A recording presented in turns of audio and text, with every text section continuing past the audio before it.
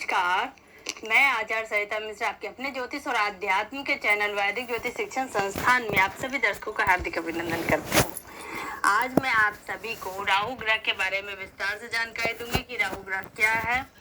कुंडली के 1 से लेकर 12 भावों तक राहु ग्रह यदि कुंडली में हो तो इसके क्या परिणाम होते हैं और राहु के अशुभ प्रभाव से बचने के लिए कौन से सार्थक उपाय हो सकते हैं। आज मैं इन सभी के बारे में आपको विस्तार से जानकारी दूंगी, तो कार्यक्रम आप सभी के लिए बहुत ही खास रहने वाला है, तो मेरे इस वीडियो में अंत तक रहिएगा। और यदि आपको मेरा ये ज्योतिष संबंधी कार्यक्रम अच्छा लग रहा है तो मेरे वीडियो को लाइक करें, चैनल पर यदि पहली बार है चैनल को सब्सक्राइब कर ले, बेल आइकन को प्रेस कर ले और मेरी इस जानकारी को अपने जानने वालों में ज़्यादा से ज़्यादा शेयर करें ताकि अन्य भी इस जानकारी से लाभान्वित हो सके। और यदि किसी को अपनी कुंडली मुझसे एनालिसिस करवानी हो तो मेरे मोबाइल नंबर 8383904847 पर कॉल करके मुझसे अपनी कुंडली एनालिसिस करवा सकते हैं। मैंने ज्योतिष के क्षेत्र में वैदिक ज्योतिष, पामिस्ट्री, न्यूमरोलॉजी, टैरो, वास्तु, फिजिटिंग, gemology, advance predictive astrology, remedial course, vastushastra, इन सभी विषयों का मैंने अध्ययन कर रखा है और लगभग इस क्षेत्र में मैं 10-12 साल से लोगों को सेवा दे रही हूँ। तो चलिए हम जानते हैं कि राहु देव का ज्योतिष शास्त्र में क्या महत्व है। राहु ग्रह का नाम सुनते ही अक्सर लोग डर जाते हैं। दरअसल ज्योतिष में राहु ग्रह को छाया ग्रह माना जाता है। राहु ग्रह की प्रकृति शनिदेव के समान मानी गई है, यानी कि राहु ग्रह शनि की ही तरह कर्म के आधार पर फल देने वाले हैं। राहु ग्रह वृषभ राशि में उच्च के माने जाते हैं। राहु कुंडली के सभी 12 भावों में क्या फल प्रदान करेंगे और साथ ही करियर और कार्यक्षेत्र में राहु कितना शुभ और अशुभ परिणाम देंगे, आज हम इन सभी पर विस्तार से चर्चा करेंगे। ज्योतिष शास्त्र के अनुसार राहु और केतु इन दोनों को ही कोई ग्रह या पिंड नहीं माना जाता है। ज्योतिष के अनुसार राहु और केतु सूर्य और चंद्र के परिक्रमा पथों के आपस में कटान के 2 बिंदुओं के द्योतक हैं, जो पृथ्वी के सापेक्ष एक दूसरे के उल्टी दिशा में 180 डिग्री के अंश पर स्थित रहते हैं। ज्योतिष में इनका अस्तित्व छाया ग्रह के रूप में ही स्वीकार किया गया है, क्योंकि कोई भी सत्ता जो मानव जीवन को प्रभावित करती है उन्हें छाया ग्रह कहा गया है। यह दोनों केवल कटान बिंदु हैं, इसीलिए छाया ग्रह कहलाते हैं। ये दोनों परस्पर 6 राशि अर्थात 180 डिग्री के अंतर से अन्य ग्रहों की अपेक्षा विपरीत गति से राशियों का संचलन करते रहते हैं। इन्हें एक राशि पर भ्रमण करने में 18 मास या 12 राशियों पर भ्रमण करने में लगभग 18 वर्ष का समय लग जाता है, यानी कि एक राशि चक्र पूरा करने में इन्हें 18 वर्ष का समय लगता है। राहु बहुत ही चमत्कारी ग्रह है। यह जिस व्यक्ति पर प्रभाव डालता है उसे मति भ्रम भी कर सकता है और अत्यधिक बुद्धिमत्ता भी बना सकता है। कुंडली के अलग अलग भावों में स्थित होकर राहु विभिन्न प्रकार के आपके करियर और कार्यक्षेत्र को प्रभावित करने की क्षमता भी रखता है। तो चलिए जान लेते हैं कुंडली के 1 से लेकर 12 भावों में किस प्रकार से राहु देव फल देते हैं। इससे आपका जीवन और आपका करियर किस प्रकार से प्रभावित होता है। आइए इसको विस्तार से समझते हैं। क्रम में सबसे पहले यदि आपके फर्स्ट हाउस में प्रथम भाव में राहु देव स्थित है तो इसका क्या परिणाम होगा, आइए जानते हैं। यदि राहु लग्न यानी कि प्रथम भाव में स्थित हो तो जातक लेन देन के कार्यों को करने में कुशल, दूसरों के प्रभाव से अपने इच्छा पूर्ति करने वाला, दृढ़ निश्चयी लेकिन नीच स्वभाव का, नीच कर्म करने वाला, कष्ट सहिष्णु, स्त्रियों के साथ कार्य व्यापार करने वाला और सट्टेबाजी का काम करके अपनी आजीविका प्राप्त करने वाला होता है। यदि जन्म कुंडली के द्वितीय भाव में राहु देव स्थित हो तो इसके क्या फल होते हैं, आइए जानते हैं। द्वितीय भाव किसी जातक की जन्म कुंडली के द्वितीय भाव में राहु ग्रह स्थित हो तो ऐसा जातक सदैव कुटुंब परिवार से दूर, दुख भोगने वाला, मिथ्यावादी, अभिमानी, धन की रक्षा करने वाला, परदेश में धन कमाने वाला, मांसादि से धनोपार्जन करने वाला, भ्रमण प्रिय, कठोर स्वभाव का, संग्रही, राजकोप भाजन तथा अल्प धनी होता है। इस भाव में राहु कई बार जातक को विपुल धन संपत्ति भी प्राप्त करा देता है। जन्म कुंडली के तीसरे भाव में राहु देव स्थित हो तो इसके क्या परिणाम होते हैं, आइए जानते हैं।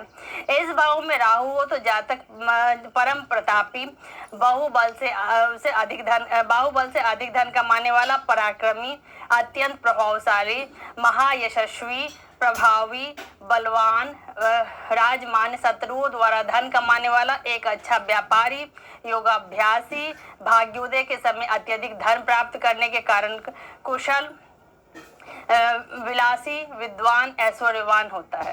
यदि जन्म कुंडली के चतुर्थ भाव में राहु देव स्थित हो तो इसके क्या परिणाम होते हैं, आइए जानते हैं। किसी जातक के चतुर्थ भाव में राहु हो तो ऐसा जातक यात्री, परदेशवासी, मित्र से विमुख, नीच लोगों की संतति करने वाला, वाद विवाद, पुत्र एवं आत्मीय जनों से रहित और धन से धन कमाता है। ऐसा व्यक्ति आभूषण का व्यवसाय करके सुखी जीवन प्राप्त कर सकता है और 36 से 53 वर्ष की आयु तक का समय काल इनके उत्कर्ष का होता है।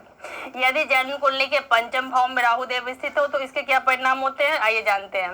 किसी जातक की पंचम भाव में राहु हो तो ऐसा जातक भाग्यशाली होता है, शास्त्र को समझने वाला तथा शास्त्रज्ञ होता है, परंतु धनहीन एवं अल्प वेतन की नौकरी से निर्वाह करने वाला, अधिक परिश्रम, विद्या अध्ययन में रुचि वाला, धर्म कर्म की रुचि रखते हुए भी यश न पाने वाला, कुल तथा धन का नाशक हो सकता है।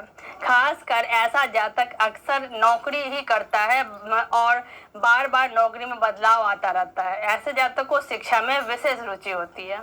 यदि जन्म कुंडली के छठे भाव में राहु देव स्थित हो तो इसके क्या परिणाम होते हैं, आइए समझते हैं। किसी जातक के षष्ठम भाव में राहु हो तो ऐसा जातक पराक्रमी, बलवान, विद्वान, सुखी, दीर्घायु, शत्रु पर अनायास ही विजय प्राप्त करने वाला, पशुओं से जुड़ा व्यवसाय करने वाला हो सकता है। ऐसा व्यक्ति अक्सर नीच लोगों की संगति से अपना कार्य साधन करने वाला, बड़े बड़े काम करने वाला, राजा के समान प्रतिष्ठित, शत्रु नाशक और अनेक प्रकार के सुख भोगने वाला होता है। सभी से जुड़े कार्यों से जातक अपनी आजीविका चला सकता है। जन्म कुंडली के सप्तम भाव में राहु देव स्थित हो तो इसके क्या परिणाम होंगे, आइए समझते हैं। किसी जातक की जन्म कुंडली में राहु का सप्तम भाव में स्थित होना ऐसा जातक अधिक खर्च करने वाला, कटुभाषी, अपव्ययी, क्रोधी, लोभी, चतुर व्यवसाय में हानि उठाने वाला तथा धनी होता है। अंत में ऐसा जातक अपने जीवन साथी या विपरीत लिंगी जातक के साथ मिलकर व्यवसाय कर अपनी आजीविका चलाता है। यदि जन्म कुंडली के आठवें भाव अष्टम भाव में राहु देव स्थित हो तो इसके क्या फल होते हैं, आइए समझते हैं। किसी भी जातक की जन्म कुंडली में राहु ग्रह अष्टम भाव में हो तो जातक दुर्बल या पुष्ट शरीर वाला और कभी लाभ और कभी हानि पाने वाला, धन के रहते हुए भी उसका सुख न पाने वाला जातक पाप कर्म कर अपनी आजीविका प्राप्त करता है। ऐसा जातक स्त्रियों से मिलकर अपना व्यापार और उनके सानिध्य से नौकरी करता है या विदेशों से संबंध जुड़ा हुआ कार्य भी कर सकता है। किसी जातक की जन्म कुंडली के 9th हाउस में राहु देव स्थित हो तो क्या होगा, आइए जानें। किसी भी जातक की जन्म कुंडली में राहु ग्रह नवम भाव में है तो जातक लेखन एवं मुद्रण कार्य करता है और समाज सेवा में अपना पूर्ण योगदान करता है। खासकर ऐसा व्यक्ति जल से जुड़ा हुआ होता है और इनका भाग्योदय 37 वर्ष की आयु के बाद ही होता है, परंतु ये लोग किस्मत के धनी होते हैं और उसके सहारे इनके काम बनते चले जाते हैं। यदि जन्म कुंडली के 10th भाव यानी कि प्रोफेशन करियर के भाव में यदि राहु देव स्थित हो तो इसके क्या फल होते हैं, आइए जानते हैं।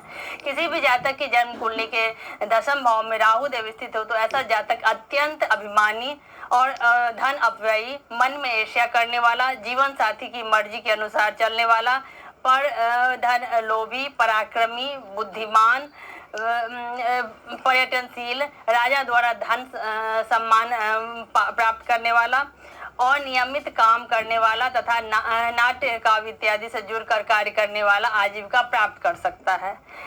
ऐसे जातक को अक्सर सरकारी क्षेत्र से लाभ मिलता है। यदि जन्म कुंडली के एकादश भाव यानी कि 11th हाउस में राहु देव स्थित हो तो इसके क्या परिणाम होते हैं। किसी भी जातक की जन्म कुंडली में राहु ग्रह एकादश भाव में हो तो ऐसा जातक सुंदर, श्याम वर्ण वाला, शास्त्राभ्यासी, विद्वान, पराक्रमी, व्यवसायी, राजद्वार से प्रतिष्ठा और लाभ प्राप्त करने वाला, अन्न, वस्त्र और अलंकार, धन, पशु, वाहन, इन सभी चीजों से जुड़कर नौकरी और व्यापार करता है। ऐसे जातक को अच्छा धन लाभ प्राप्त होता है। अब यदि जन्म कुंडली के 12वें भाव यानी कि 12th हाउस में राहु देव स्थित हो तो इसका क्या फल होता है, आइए जानते हैं।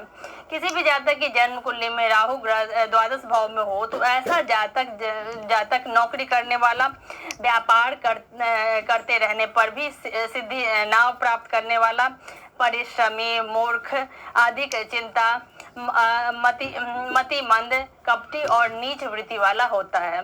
ऐसा जातक केवल विदेश से धन प्राप्त करता है। तो आइए हम जान लेते हैं कि यदि आपकी कुंडली में राहु देव आपके जीवन में बुरा प्रभाव दे रहे हैं, आपकी राहु की महादशा चल रही है, अंतर्दशा चल रही है, प्रत्यंतर चल रही है और राहु देव आपको परेशान कर रहे हैं, तो आप कौन से उपाय अपनाकर अपने जीवन को खुशहाल कर सकते हैं। इस क्रम में सबसे पहले राहु की शांति के लिए भगवान शिव और भगवान विष्णु की पूजा अर्चना करने से राहु केतु का प्रभाव कम हो जाता है जीवन में। साथ ही सोमवार और शनिवार के दिन जल में काले तेल मिलाकर शिवलिंग पे अर्पित करें।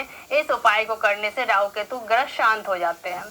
अगला उपाय है, अगर आपकी कुंडली में राहु दोष है तो नियमित रूप से राहु के बीज मंत्र ओम भ्राम ब्रीम ब्रौम सह राहवे नमः मंत्र का यथाशक्ति स्पष्ट उच्चारण के साथ 108 मंत्र की माला से जाप करना चाहिए प्रतिदिन। इस उपाय को करने से धीरे धीरे कुंडली में राहु की स्थिति मजबूत हो जाती है सकारात्मक रूप में। अगला उपाय है, राहु दोष से मुक्ति पाने के लिए जल में कुश डाल के प्रतिदिन स्नान करना चाहिए। राहु दोष से पीड़ित जातकों को शनिवार के दिन मीठी चीजों को खाने से परहेज करना चाहिए। गुरुवार के दिन भगवान विष्णु की पूजा अर्चना करने से राहु दोष के प्रभाव धीरे धीरे दूर होने लगते हैं।